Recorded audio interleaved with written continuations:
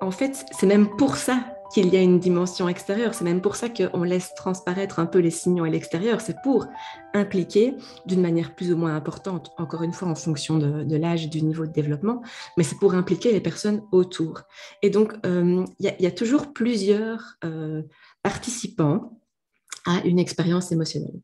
Et c'est d'autant plus vrai avec les enfants, puisque leurs stratégies ne vont pas être aussi abouties que celles des adultes, et donc ils vont avoir besoin des adultes pour mettre en place des stratégies pour traiter l'expérience émotionnelle qu'ils sont en train de vivre. Donc, en fait, au fil du temps, c'est comme si la couche extérieure, enfin la peau hein, de l'oignon se construisait petit à petit. C'est ça. Il y a le filtre qui se met en place progressivement avec des couches qui sont de plus en plus complexes, hein, qui sont de plus en plus structurées, et avec l'oignon qui se termine avec l'épluchure qui vient se mettre en place et qui agit comme un vrai filtre entre l'intérieur et l'extérieur. Ouais. Donc, toutes les émotions, y compris les émotions à valence plutôt négative, hein, comme on pourrait penser à la tristesse, la colère, la peur, eh ben, elles ont toutes une utilité pour notre fonctionnement, notre bien-être et notre survie. Alors que dans notre société, on a plutôt tendance à dénigrer hein, les émotions négatives, à se dire qu'il faut à tout prix qu'il faut à tout prix les éviter, que c'est pas bon d'avoir trop d'émotions négatives. Mais en fait, elles sont utiles, elles font partie de notre arsenal de survie d'être humain, et ça depuis très longtemps. Donc, c'est super important de les écouter et d'aller chercher un petit peu le message qu'il y a derrière. Alors, ce qu'il y a aussi de particulier les 3 premiers mois, c'est que il n'y a pas de variateur. On est dans une espèce d'interrupteur on-off, on n'est pas dans un variateur d'intensité, hein, pour faire encore une petite métaphore ici un peu électrique. Et donc, ça veut dire qu'en fait, un bébé, il peut exprimer exactement de la même façon une petite faim ou une grosse détresse.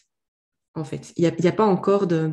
En tant que parent, on ne peut pas avoir une lecture de se dire, ah bah, il pleure moins fort, c'est qu'il a... Ou il pleure très fort, c'est qu'il a un plus gros problème. Parce qu'en fait, il y a pas encore ce filtre-là non plus. On a une scission, enfin, on a une différenciation qui se met en place entre la dimension intra et la dimension extra-personnelle de l'émotion. C'est les couches de l'oignon qui se mettent en place, et c'est l'épluchure qui se constitue, c'est le filtre qui se construit tout doucement.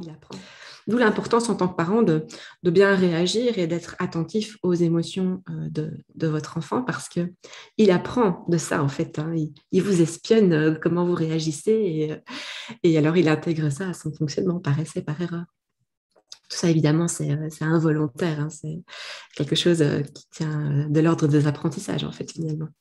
Et alors, au stade suivant, à partir de 3 ans et jusqu'à 6 ans, eh ben, c'est dans cette fenêtre-là qu'on va atteindre l'équilibre. La balance va être en équilibre, c'est-à-dire qu'on va vraiment avoir l'enfant qui va être capable de faire 50% du travail de régulation des émotions, et donc l'adulte qui peut vraiment se désengager encore un petit peu plus. Et alors à partir de 10 ans, donc préadolescence, adolescence, on considère que les compétences émotionnelles sont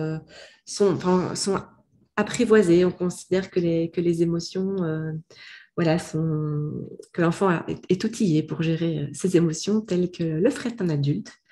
Mais il y a de nouveaux enjeux qui viennent se greffer à l'adolescence, parce que les situations que l'enfant vit deviennent de plus en plus complexes, parce que voilà, sa vie relationnelle et émotionnelle, les expériences qu'il va faire dans son environnement, la crise identitaire de l'adolescence, etc. Je pense que devenir parent, ça fait aussi partie d'un des grands enjeux, et que on doit aussi restructurer un peu nos compétences émotionnelles quand on est parent, et que du coup on est tout le temps amené à être co-régulateur de son enfant, etc. Je pense qu'en tant qu'être humain, c'est un sacré challenge, quoi. En tout cas, c'est intéressant, mais même si on le sait, on a l'impression que l'adulte apprend et s'adapte en même temps que l'évolution de son enfant.